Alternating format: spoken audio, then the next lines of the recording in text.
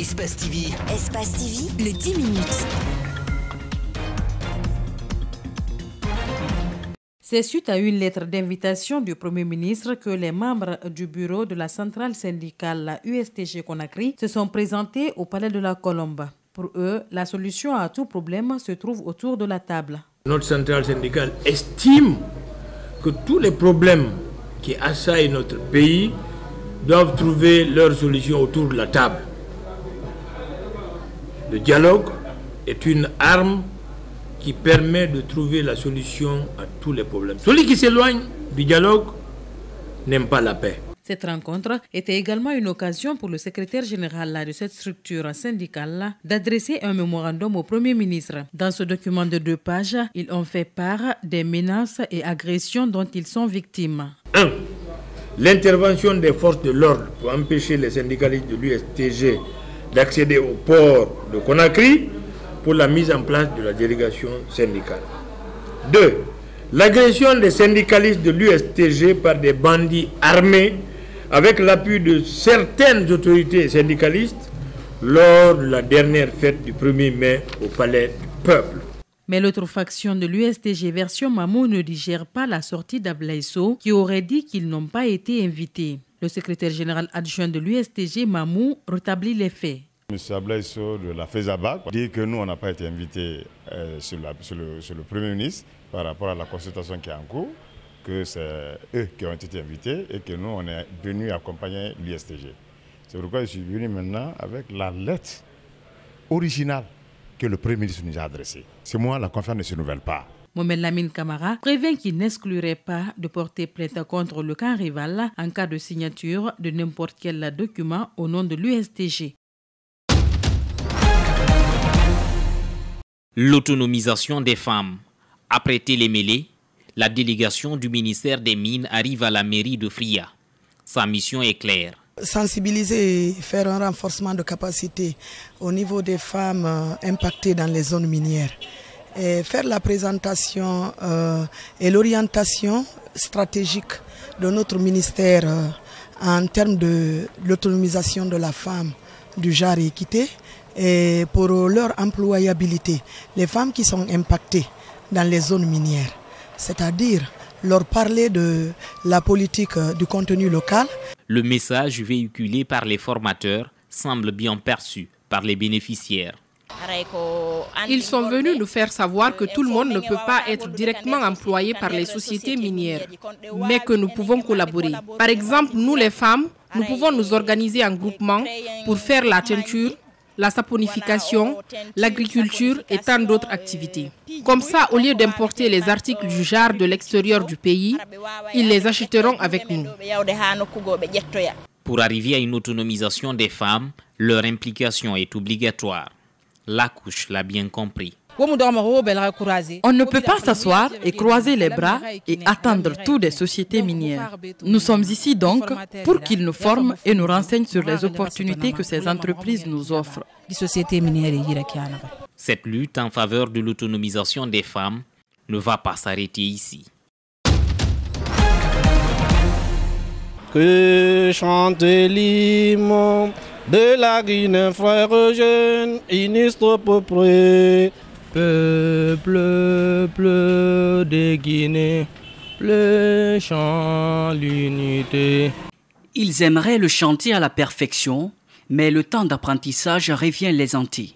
Symbole de la souveraineté guinéenne, l'hymne national La Liberté ne semble pas trouver ses fans dans ce bar-café.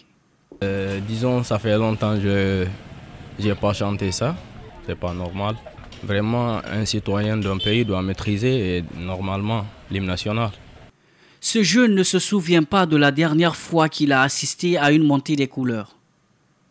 Mais le plus déplorable, cette chanson n'est presque pas enseignée dans les classes. Je ne me souviens pas que même à l'école primaire, que moi on m'a écrit l'hymne national. Je l'ai chanté à tue-tête avec les autres, donc je me dis aujourd'hui c'est quelque chose qu'on devrait quand même revoir pour dire aux gens voilà, voilà notre l'hymne national et surtout enseigner son contenu. Le système éducatif se meurt à petit feu, ses valeurs symboliques avec. Cet intellectuel en est conscient, il ambitionne rectifier le tir avec ses enfants.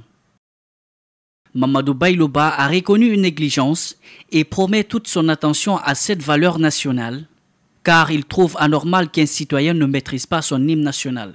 Un peu, je ne sais pas si même effectivement c'est comme ça, il fallait chanter. Mais normalement, tout un Guinéen, tout un bon Guinéen devrait au moins pouvoir faire cela. En fait, ça n'occupe pas la place qu'il faut, quoi.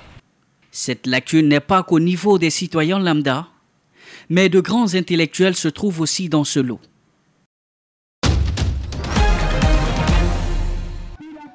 Comme chaque samedi et dimanche, ils sont nombreux à se retrouver très tôt le matin pour faire du mouvement. De la marche, des mouvements d'étirement et plusieurs autres activités sportives. La randonnée pédestre est certes pratiquée de façon individuelle habituellement, mais collectivement, c'est une nouveauté en Guinée. Cette discipline est pratiquée en Guinée, mais de manière désordonnée. Nous voudrions la organiser en une fédération qui est déjà faite. Aujourd'hui, nous sommes à Kaloum. Nous sommes à Kaloum et c'est un périple qui va continuer sur les autres communes de Dixine, Matam, Ratoma et Matoto. Plusieurs personnes d'âge différents prennent part à cette initiative de la Fédération guinéenne de la randonnée pédestre pour le bien-être. Chacun pratique ce sport pour une raison bien déterminée.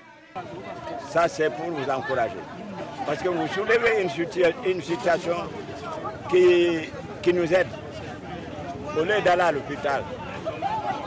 Quand on est habitué à cette pratique, je crois qu'il y aura moins de va-et-vient vers les docteurs. La mairesse de la commune de Kaloum est l'une des invitées de prestige de la séance de ce samedi. Elle apprécie l'initiative et promet de s'impliquer pour que cette discipline sportive connaisse du succès dans sa commune. Pour elle, c'est aussi une question de santé. Nous félicitons cette fédération, nous les encourageons et nous leur disons que nous continuerons. Ce que nous leur demandons, c'est d'installer une équipe à Kaloum et nous allons passer les formations pour que tous les samedis, à partir de 6 h du matin, la population de Kaloum sorte pour faire ce sport. La prochaine séance, c'est ce dimanche dès l'aube.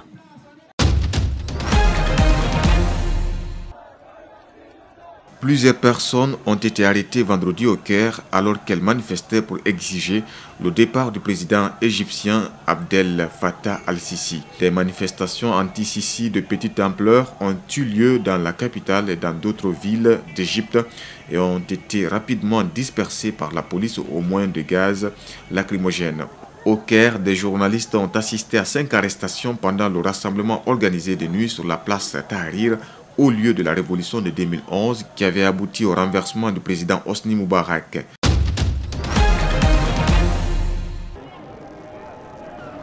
Vitrines cassées, banques dégradées, barricades de fortune incendiées, des exactions ont été commises par des individus violents de la mouvance Black Bloc au début de la marche pour le climat à Paris, où 1000 manifestants radicaux ont été signalés par la préfecture de police. Selon les autorités, un cortège de militants radicaux s'est très vite constitué au sein de la marche qui a débuté vers 14h30 sur le boulevard Saint-Michel au niveau du jardin du Luxembourg. Les policiers sont intervenus à partir de 15h pour disperser ces militants radicaux au nombre d'environ 150 personnes selon une source proche du dossier. Au total, la préfecture de police a estimé à 1 millier les manifestants radicaux de la mouvance de l'ultra-gauche et des gilets jaunes présents dans la manifestation.